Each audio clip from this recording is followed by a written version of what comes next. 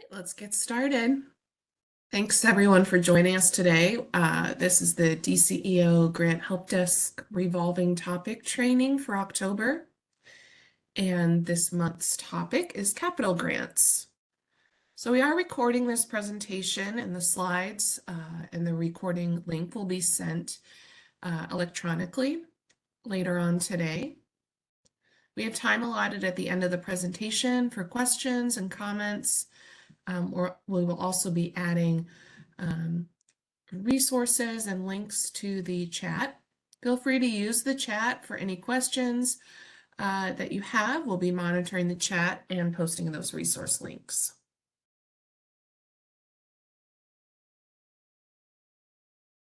So in today's training, we will define what a capital grant is and the intent of a capital grant. We will review application documents that are to be submitted for a capital grant. We will go over specific requirements to apply for capital grants with the state of Illinois. And then lastly, we'll conclude with any requirements, other requirements for state grants, as well as resources available to your organization.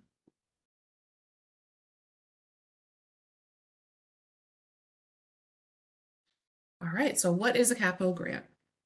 Capital grants address critical infrastructure needs in Illinois. The investment affects communities across all of Illinois, from rural communities to large cities. Capital grants can involve projects such as site improvements, utility work, new construction, and renovations. So the General Assembly enacts appropriations for DCEO capital grants in two forms: the lump sum appropriation and line item appropriation. Capital grants are also awarded to grantees through a competitive grant application process where organizations apply for a capital grant through a specific notice of funding opportunity, or NOFO, and then applications are reviewed through a merit review committee. All grants are awarded utilizing the state's uniform grant process governed by the Illinois Grant Accountability and Transparency Act, also known as GATA.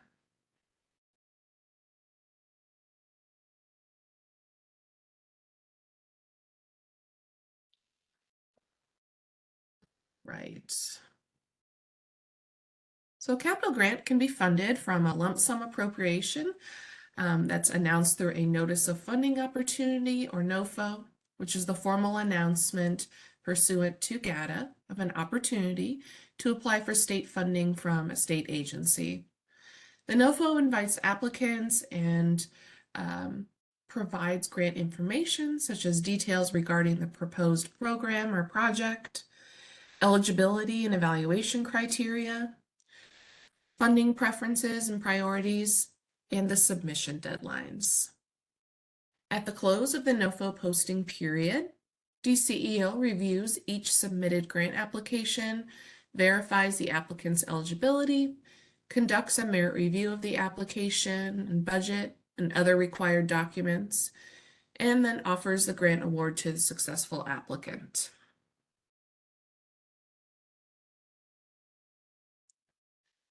In some cases, legislative initiatives for specific projects are identified after enactment of a lump sum appropriation, or a portion of the lump sum is allotted to a capital grant for a specific project. Legislators provide the agency with the necessary information to develop a grant funding opportunity, including a description and location of the proposed project, funding information and limitations, and specific eligibility criteria. Like any other capital grants, these are awarded utilizing the GATA grant process.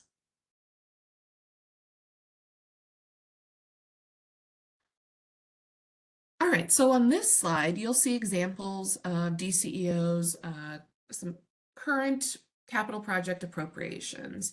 This is to give you an example of the type of language and projects that are considered bondable and follow the bondability guidelines. Remember, the term bondable expenses are those that outlast the length of the bond term or life of the grant, which is estimated at 13 years. The intent of the capital grant is clearly stated, and projects must meet the intent to pass review. For example, if a DCEO capital appropriation was released for an entity that stated for costs associated with installing a water filtration system, but the grantee submitted an application for resurfacing the streets, the application materials would not match the capital appropriation language and intent. Some capital appropriations can be very specific, so it could limit what the grantee can do with the project. For example, if the capital appropriation is for costs associated with the purchase of a building at 123 Alphabet Street in Grant, Illinois, the grantee is tied to purchasing that exact building at that exact address. This can be troublesome if a grantee isn't able to purchase the property before the other buyers. If that property is sold, the grantee would need to work with their DCEO grant manager to request an intent change, which does take some time and approvals from DCEO, as well as approvals from legislators. On the other hand, there are capital appropriations that are very general, like for costs associated with capital improvements. So the grantee has more flexibility to pick which project they would like to use the grant funds for, or if they have multiple capital type projects to be completed.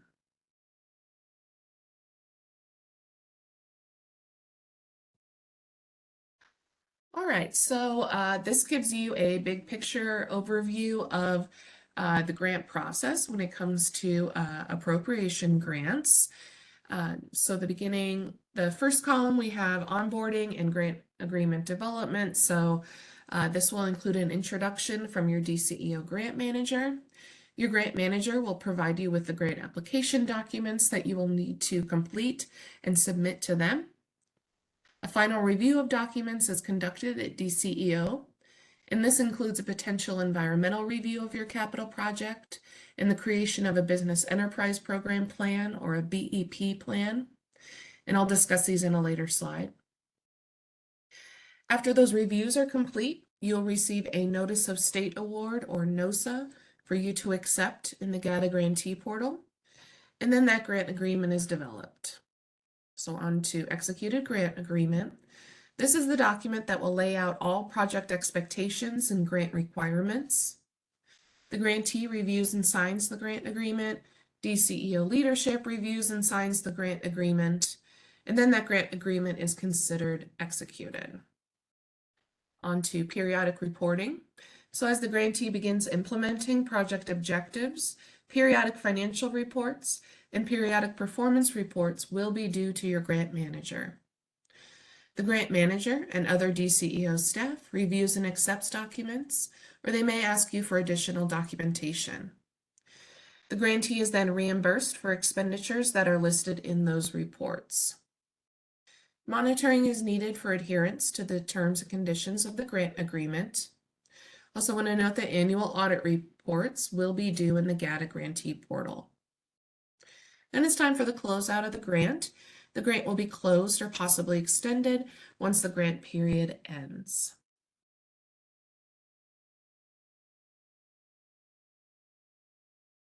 All right, so if you do have a capital appropriation, you're going to be notified of the release of your capital appropriation, and then the grant establishment process will begin. So once DCEO is notified the appropriation has been released from the grant program, a grant manager will be assigned to your capital grant and will reach out directly to you. The grant manager will be your point of contact for questions, document submission, and grant-specific questions. It's very important to communicate any contact information changes or grant project changes to your grant manager so that they have the most up-to-date info. Another resource offered by DCEO is the DCEO Grant Help Desk. This is a virtual help desk run by the Office of Accountability, and we field grant-related questions. We monitor this email during regular business hours.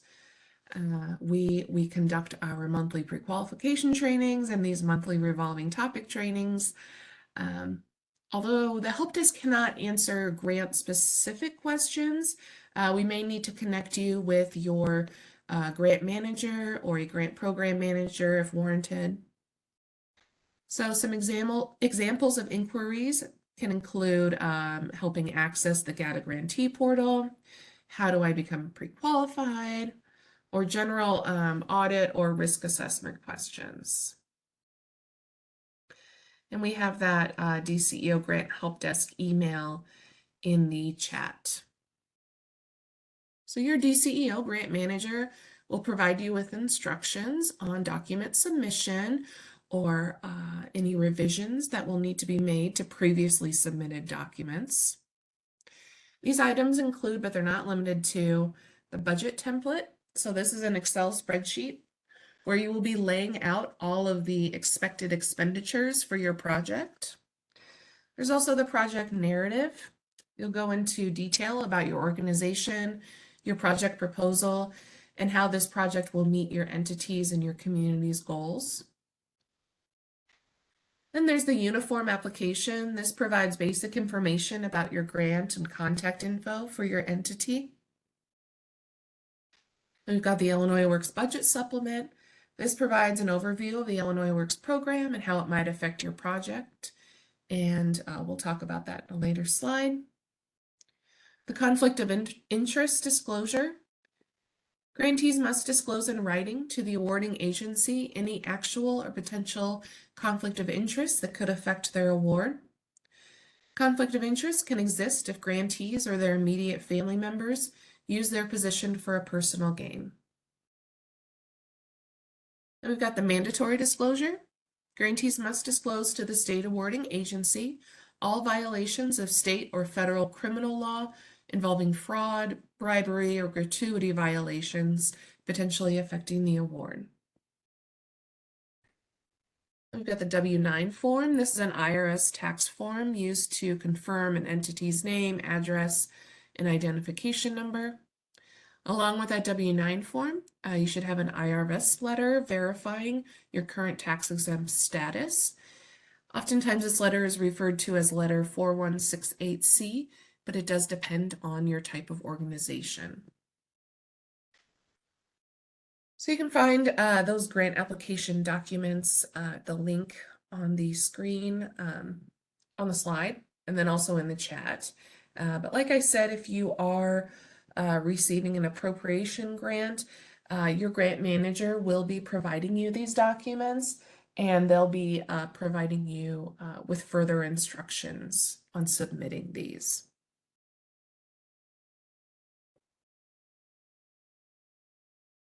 All right, so now I'm going to go a little more into detail about the capital budget, which is, of course, an important part of the grant application process. So we will discuss this document. So the budget template will demonstrate the costs associated with the grant-funded project. General instructions are provided in the first tab of the Excel workbook, as well as in the supplemental document, which includes definitions of line item categories and examples of what categories can include. And we'll go into a little more detail about this. So in section A of the budget summary, grantee will complete items at the top of the spreadsheet in the light blue boxes. The yellow box under total revenue, you'll enter the total amount of your state grant. The column for total expenditures will automatically populate once you have input numbers within the line item categories. So you will see this throughout the budget workbook, that there will be boxes that will auto-populate based on what you enter in the different fields. All right, we've got the indirect cost rate tab. This is to be completed if your organization is requesting reimbursement for indirect cost. Please note that typically capital grants do not allow for indirect cost. So in general, you're going to be checking that number 5. If you have a capital grant specific budget, it is usually checked automatically.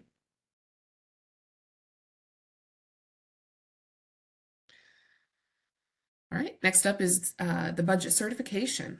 This is to be completed by the authorized signatory for an entity, as well as the chief financial officer or equivalent.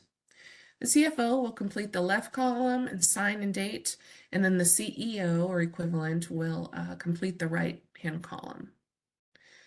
The certification page can also be exported. It can be printed, signed, and then scanned back in as a PDF if wet signatures are obtained.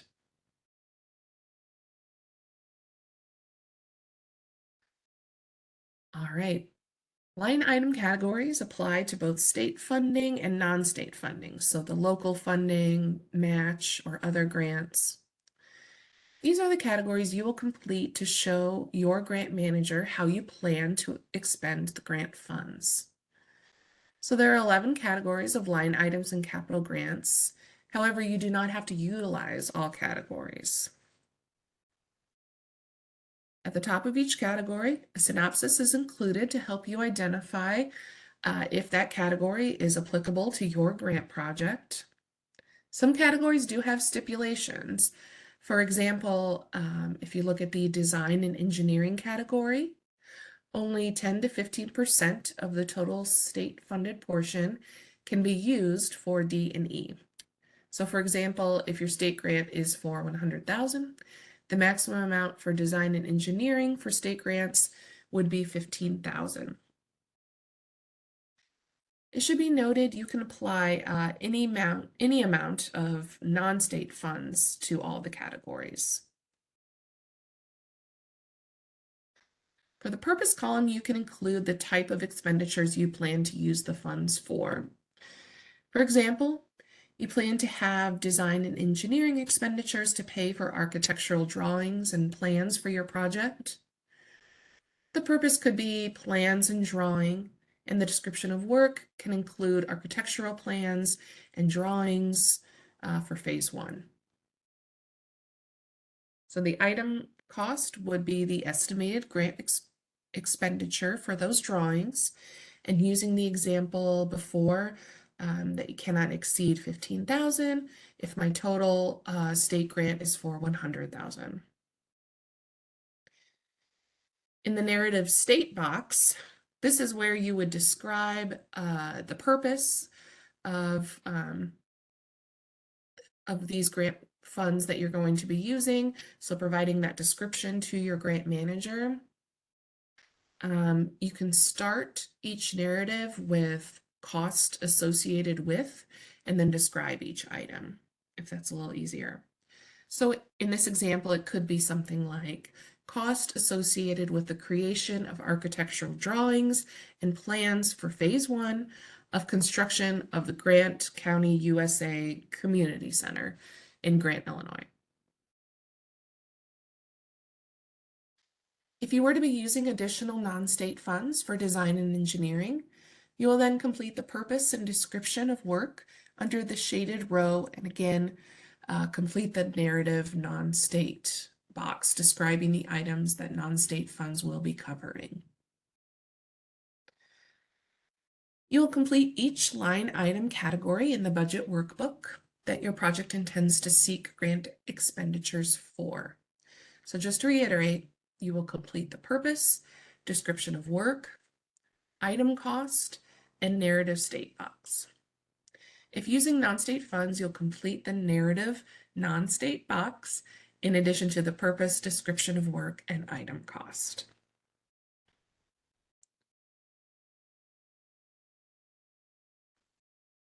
All right, on to the narrative summary. This is auto-populated from the information that you will be including in each of the line item categories. For example, If I were to input that 15,000 in the design and engineering line category tab, it will automatically populate in the narrative summary to show 15,000 for design and engineering in the state column.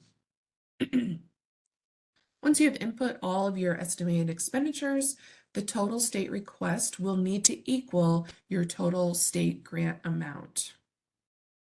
The non-state column will automatically populate from within the workbook as well. The formula within the workbook will total the state grant request with the non-state amount so the grant manager can see the total project cost.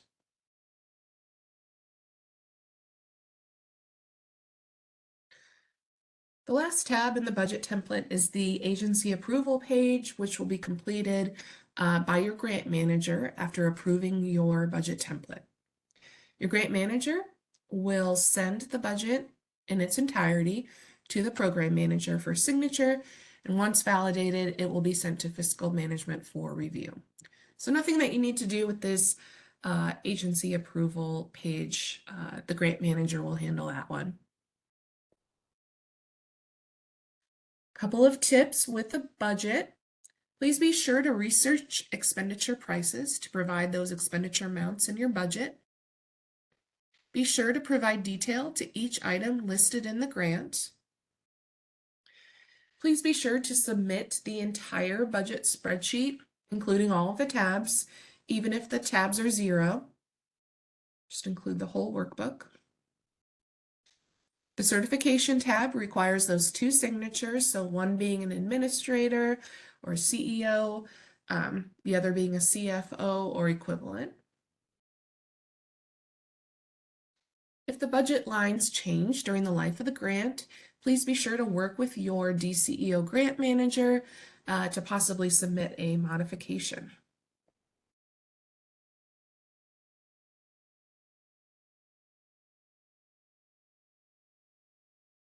All right.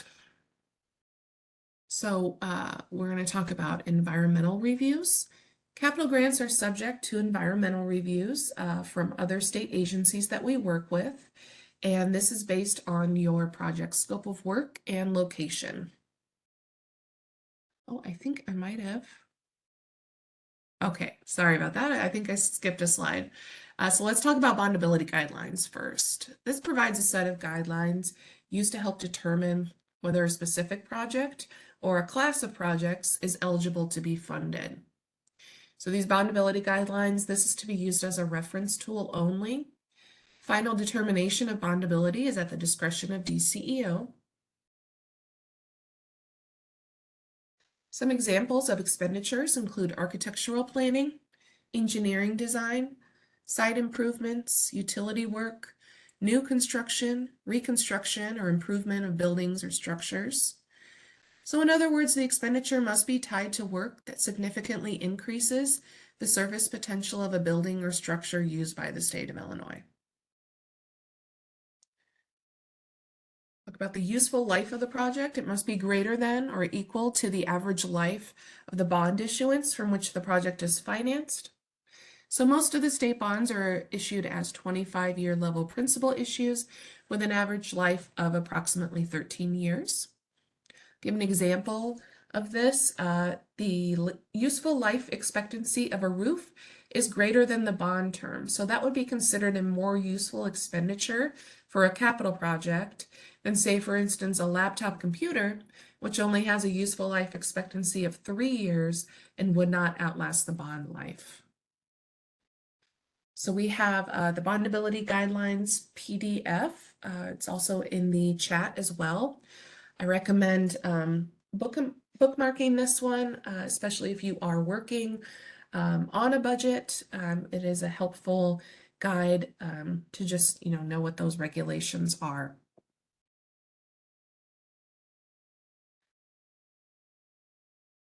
All right, now we're on environmental reviews. So we work with other state agencies on environmental reviews, and this is based on your project scope of work and location. So after you submit those capital grant application documents, your grant manager will notify you if an environmental review is necessary, and what documentation is being requested. So depending on your project's environmental review results, you may need to revise your scope of work to accommodate those findings. The departments that we work with include the Department of Natural Resources. They work to help ensure that grantees comply with relevant state and federal environmental statutes. And this could be anything that disrupts the land, water, or air. We've got the Illinois State Historic Preservation Office. They administer a cultural resource review process. They're going to analyze the area and identify any historic properties or resources within that project area. It may require hiring an archaeologist or historian for any archaeological or historical significance. And then we also work with the Department of Agriculture. They work to help reduce the extent to which farmland is affected by conversion or development.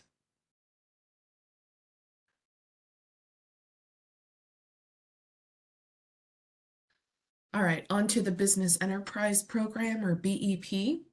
This assists businesses owned by minorities, women, and people with disabilities gain access to the state of Illinois procurement process.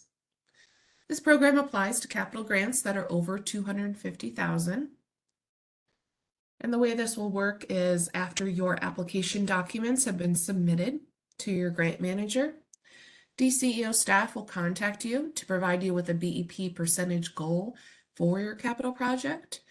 They do this by evaluating the location or area where the project is taking place and the activities being completed with the grant funds.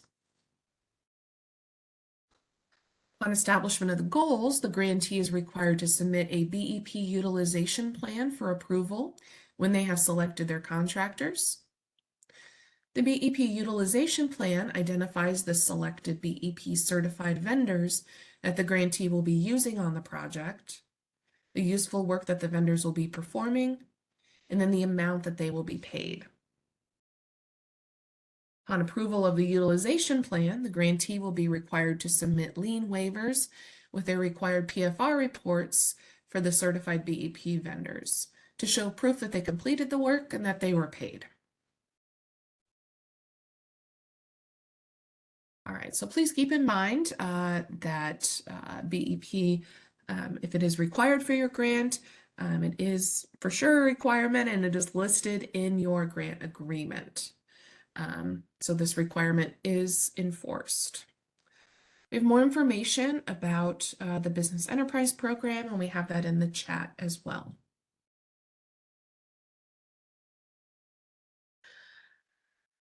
All right, on to the Illinois Works Budget Supplement. This is for capital projects estimated to cost $500,000 or more, and apprentices will perform 10% of the total labor hours worked. Your grant manager will provide you with this Illinois Works Budget Supplement for you to complete and submit to them. This document is due within 90 days after grant execution. So we have more information about the Illinois Works program. It's in the chat as well.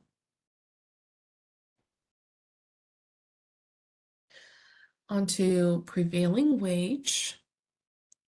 This applies to all capital grants. The Prevailing Wage Act requires contractors and subcontractors to pay hourly prevailing wage rates to all workers on public construction jobs. The Illinois Department of Labor establishes the proper prevailing wage rate for all of the counties in the state. We have a prevailing wage fact sheet for more information about this requirement. It also has the prevailing wage rates for all the counties as well. So that is a good PDF to bookmark as well. And it's in the chat. All right, moving on to procurement. This is the purchasing of goods and services. The 2 CFR 200 procurement standards must be followed for your grant, and this is pursuant to your grant agreement. These standards help you to efficiently spend grant funds because these standards help you identify the most cost-effective option to carry out your grant. The procurement methods that you will need to use is determined by the size of the purchase and the type of purchase. So the types of procurement methods that will need to be used include micro purchases, simplified acquisitions, sealed bids, proposals, and non-competitive procurements. A tip with procurement, main thing to keep in mind is that all procurement methods must be documented. So keep all of those receipts, keep all of those bids, have documentation on your process. So we have a summary on procurement that is worth bookmarking as well. We've got that PDF in the chat. We also have a training video on procurement on our DCEO grantee resource site that we'll be providing in a later slide. That is also helpful if you are interested in learning more about procurement. All right, on to reporting. Throughout the life of your active grant, you're going to be asked to submit periodic financial reports, or PFRs, and periodic performance reports, or PPRs. You'll submit these items to your grant manager unless you're told otherwise. Reporting frequency varies, and the reporting requirements will be outlined for you in the grant agreement. So no surprises, you're going to know what items are due and when. They are considered late if not submitted within 15 days of the prescribed due date.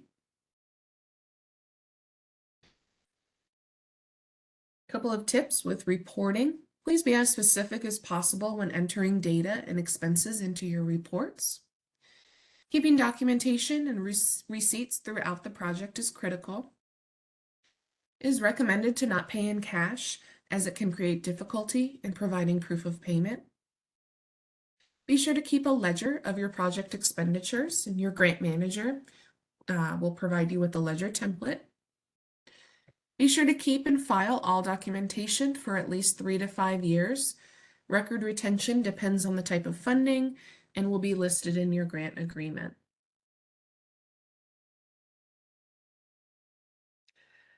All right, so this is a screenshot of the periodic financial report, or PFR, and it measures financial expenditures. So along with the PFR, we've got the ledger, and this shows the amount spent and the recipient. So these reports are due throughout the life of the grant. Also want to note with this one, there's a final PFR due at the completion of the grant term. Then we got the periodic performance report, or PPR, and this measures grantee performance. So here you will report on your deliverables, such as a new HVAC system was purchased and installed, parking lot was paved, or a new roof was installed. For capital projects, supporting documentation is generally not needed for the capital projects PPR unless requested by your grant manager. Remember that, like the financial report, the performance report will be due throughout the life of the grant. And those dates will be in your grant agreement. Audit reporting is an important part of receiving Illinois grant funding. You'll submit audit reports annually in the GATA grantee portal. Not completing the audit will get you on the Illinois Stop Payment list. So the due date of your audit report will be based on the type of audit needed and your entity's fiscal year end date. Just want to note that for the grantee, there will likely be an expense associated with your audit that you will be responsible for. So this is up to the grantee to find and hire an auditing firm, establishing that relationship. When it is time for the audit to be completed, any expenses associated with that are the responsibility of the grantee. This screenshot shows how your audit section will look like in the GATA grantee portal. So from the main menu, you scroll down to Active Audit Reviews, and then in that section you click View next to the correct audit ID. The type of audit that will be required for your entity is determined by the total expenditures of federal awards, as well as the total expenditures of state awards. In step 1 of the audit requirements in the GATA grantee portal, this is called step 1 certification form, you'll answer a series of questions that will determine which type of audit is required.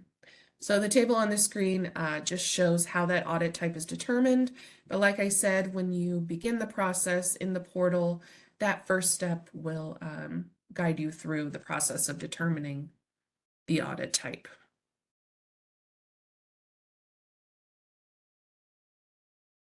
All right, moving on to the grantee compliance enforcement system.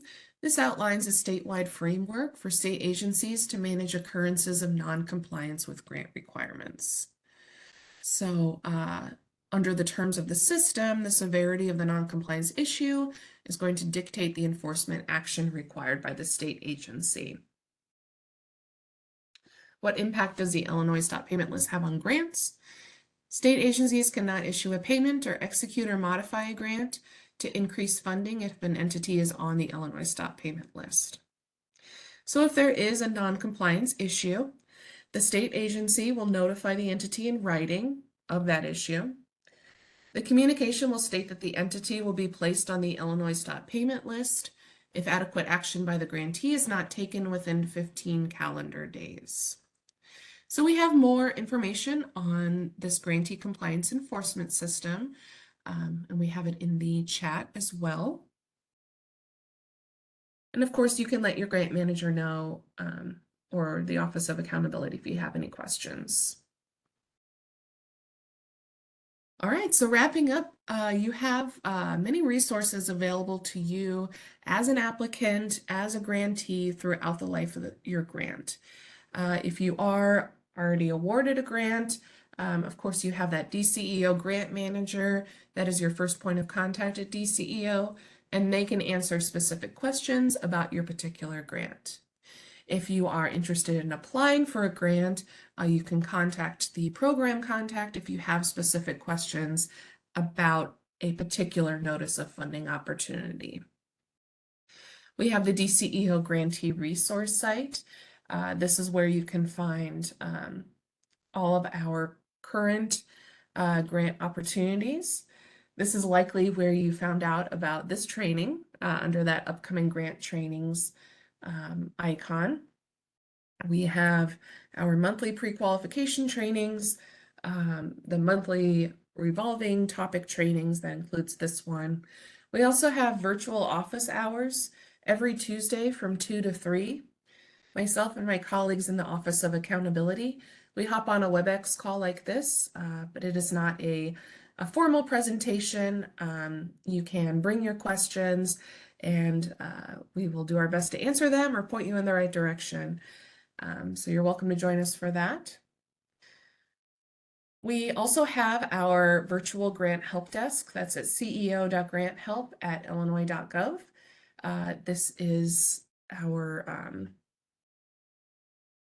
kind of general technical email address where you can ask questions about really anything GATA and grants. You can ask about the portal, about reporting, audits, that sort of thing. If it is a program-specific question, that would likely be more appropriate for your grant manager or a program contact. All right, so I'm going to stop sharing and see if we have any questions. Thank you to Robin for adding all of those links in the chat. So like I said, you will be receiving the recording link for this presentation, and that will be sent later on today. We will also be posting this recording link on our DCEO grantee resource site. So if you have a colleague or new staff that will be working on the grant, please feel free to share this information.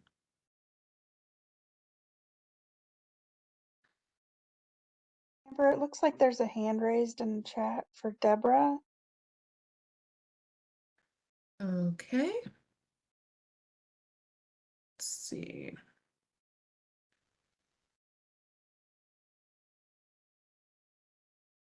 Deborah. Oh, I'm not seeing a hand raise. Oh, Linda. All right, Linda. All right, Linda, you are unmuted. Do you have a question for us? Yeah, the link you said put into chat. I can't see the chat now. Can you send it also separately? Yeah, so we will be sending out the recording link that will have all of the chats or I'm sorry, all the links included from the chat. So you will be receiving an email, but you can also email us at ceo.granthelp@illinois.gov if you have any additional questions or are looking for a link. Great. Thank you. All right, you're welcome.